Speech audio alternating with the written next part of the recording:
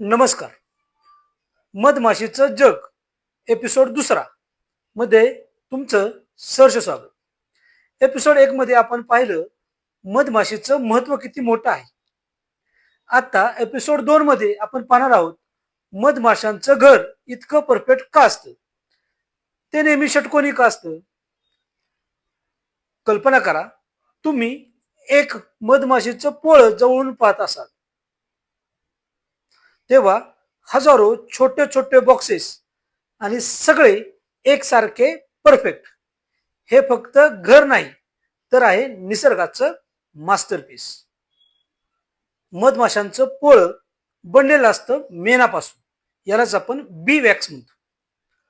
कामकरी मधमाशा आपल्या शरीरातून मेण तयार करतात आणि मग त्या एक एक सेल बनवतात. पण प्रश्न असा आहे की त्यांचा आकार चौकोनी नसतो, वर्तुळाकार नसतो, तो असतो षटकोनी. मग आपल्याला प्रश्न पडला पाहिजे की तो षटकोनीच का असतो.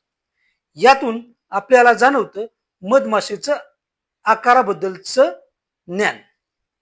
कारण षटकोनी आकार असा आहे की ज्यात सर्वात कमी मटेरियल वापरून जास्तीत जास्त जागा मिळते, म्हणजेच मेहनत कमी आणि फायदा जास्त. यालाच मधमाशाचं नेचर्स परफेक्ट इंजिनिअरिंग असं म्हणूयात. मधमाशांचं घर म्हणजे फक्त राहण्याची जागा नाही, त्या प्रत्येक सेलचा उपयोग हा वेगळा असतो.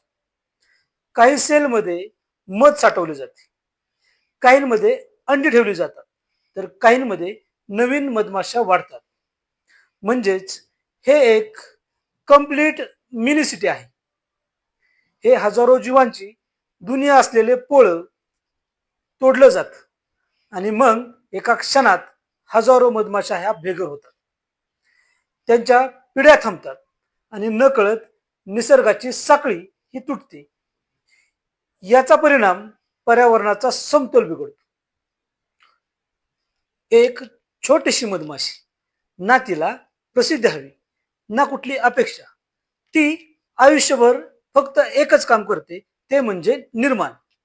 मधमाशांचं संरक्षण हे फक्त पर्यावरणासाठी नाही तर आपल्या स्वतःच्या अस्तित्वासाठी आहे.